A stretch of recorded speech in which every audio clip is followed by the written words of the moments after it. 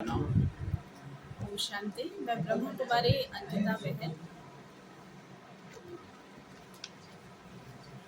चित्तौड़गढ़ की भूमि पर ब्रह्म कुमारी द्वारा पहली बार इतना भव्य कार्यक्रम का आयोजन किया जा रहा है।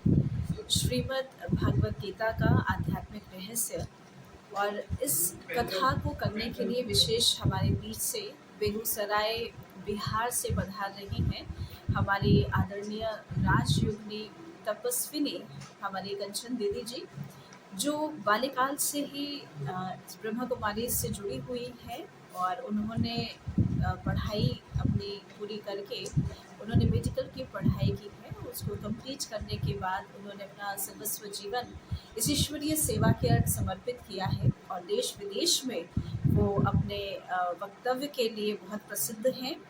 वो विशेष इस भागवत कथा को कराने के लिए चित्तौड़गढ़ पधार रही हैं। ये वास्तव में इस धरनी का भी भाग्य है कि ऐसी बाल ब्रह्मचारिणी तपस्वी आत्मा यहाँ पर आ रही है हमारे बीच में और बहुत ही सुंदर तरीके से इस भागवत कथा का वो आध्यात्मिक रहस्य हम सबके सामने रखेंगी। संगीत भी होगा, इसमें झांकियाँ भी सजाई जाएंगी और बहुत गहरा ज्ञान भी दिया जाएगा। निश्चित रूप से ये 7 दिन का जो भागवत कथा होगी ये सिर्फ कथा ही नहीं है, बल्कि निश्चित रूप से जो इसको सुनेगा उसके जीवन में परिवर्तन आना ही आना है। तो मैं यही निवेदन करना चाहूँगी चित्तौड़गढ़ के सभी भाई बहनों से कि इस कथा का ज़रूर लाभ लें।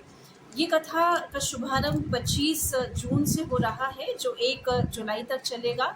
शाम को 4 बजे ये भागवत कथा का आयोजन किया जा रहा है और जिसका स्थान है गांधीनगर सेक्टर नंबर 4 आकाशवाणी के पास महेश सेवा सदन समिति, यहाँ चित्तौड़गढ़ में ही। और ज़रूर उसमें पधारें। 25 तारीख को ही सुबह 10 बजे कलश यात्रा भी निकाली जाएगी, जो हमारे वर्तमान यहाँ गांधीनगर में सेवा केंद्र से शुरू होगी और हमारा यहाँ पर जो महेश वरी भवन है उसी के पास में ही हमारा ये सेवा केंद्र है।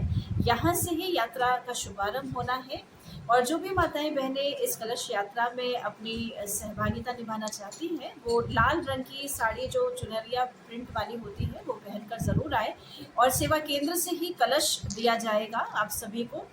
और इस झांकी में भी लक्ष्मी नारायण की बहुत सुंदर, इस शोभा यात्रा में भी लक्ष्मी नारायण की बहुत सुंदर झांकी भी निकाली जा रही है। 3 रथ भी होगा, जिसमें एक में तो हमारी दीदी स्वयं विराजेंगी और एक रथ में विशेष माउंट आबू से पधारे हुए जो भी हमारे बुद्ध जी के लोग होंगे वो उस पर विराज होंगी और बहुत अच्छा ये शोभा यात्रा निकाली जा रही है, जो जिसका समापन हमारा भवन में ही होगा, जहाँ पर हमारे भागवत कथा होने वाली है और उसके बाद फिर भागवत कथा का शुभारंभ जी दे रही है और देश विदेश में उन्होंने अपने व्याख्यान दिए हुए हैं। बाल्यकाल से ही वो इस ईश्वरीय विश्वविद्यालय से जुड़ी हुई है और उन्होंने एम्स में मेडिकल में भी अपनी पढ़ाई की, लेकिन कुछ दिव्य ईश्वरीय अनुभूतियों के कारण उन्होंने मध्य में ही अपने वो शिक्षण छोड़ करके अपने जीवन को ईश्वरीय सेवा के लिए समर्पित कर दिया।